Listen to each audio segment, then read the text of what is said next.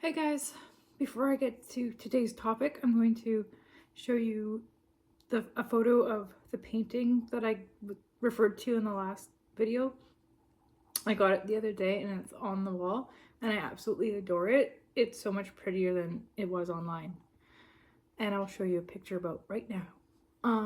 So on to today's topic. It is, are you easily affected by the mood of people around you? So I'm going to start with Lowie today because we haven't really talked about Lowie in the last video. I did refer to this before, so I guess it's kind of going to be a repeat.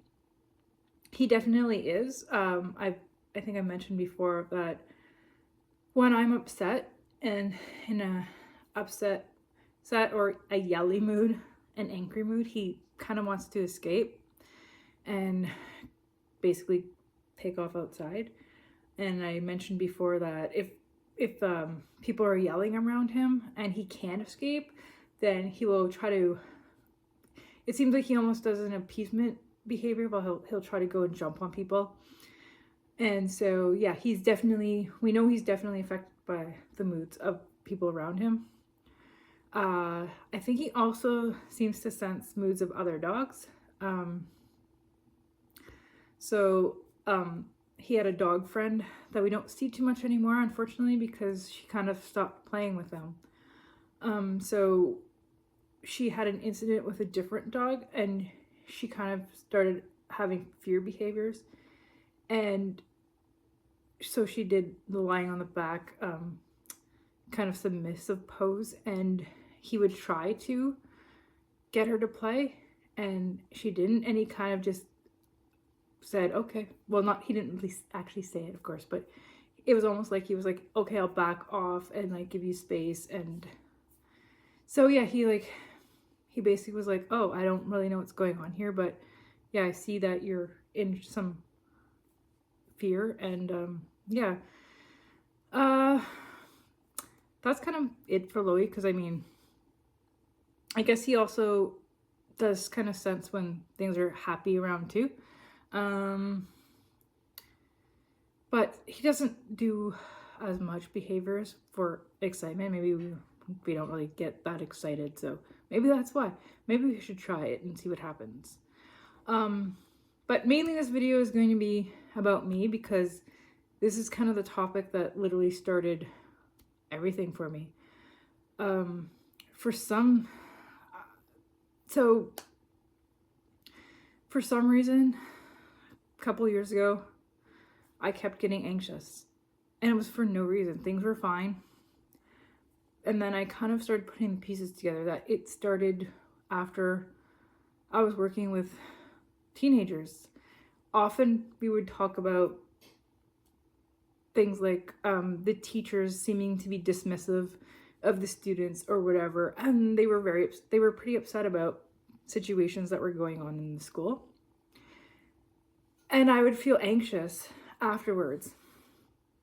And it took me a long time before I realized, oh, these are not my feelings. I started my journey of trying to figure out what was going on. I did come across one video that basically said to ask yourself, is this mine? As in, is this my feeling that I'm having? And for the longest time I fought against this. I'm like, how? How is this not my feeling when I'm feeling this feeling? And it didn't make sense to me. But in retrospect, I think this has happened for my entire life. And I basically thought that any feeling that I had to be my feeling, because how can it be somebody else's? And now I realize, no, when I'm around people having fun, I can be in a good place. If that good, happy feeling suddenly changes for whatever reason, like if other people start an argument or something, I'm very much affected by it. And I realized that, sorry, my low battery thing came on, so I had to tap the screen. And I realized that, yes, I am definitely affected by other people's feelings. I think that when people are anxious, I will get that anxious feeling, and then I'm trying to seek the reassurance. It's like, are you sure everything's okay? Like, because I'm obviously feeling it, and then I'm not sure what's going on, and then I'm trying to make myself feel better, not realizing it's probably the other person not feeling that great at that moment. Even honestly, even my dog, if he's stressed, I get stressed. And an odd story here is I showed you the dog we were dog sitting a couple weeks ago. He's a very nervous dog himself, and we were transporting him in the back of our SUV. And one day I went to open the back and to let him out, and I felt an overwhelming sense of anxiety just by like interacting. Like, I was fine. I was perfectly fine before that, and then I opened it and I felt anxious. It didn't last long, but I'm like, am I all of a sudden just getting this feeling from him? It was just the strangest thing. And also now thinking, like, this is when there were arguments at home, I was affected, I think, more than, say, my brother was. And just any of that, it just hit me harder. And now I'm thinking that for a life relationship, I basically sought out somebody that was kind of the opposite of me and did not necessarily show their emotion, or they didn't have their emotion out on their sleeve, because I was seeking for some calm. And I feel like I was never really in that calm of environments before.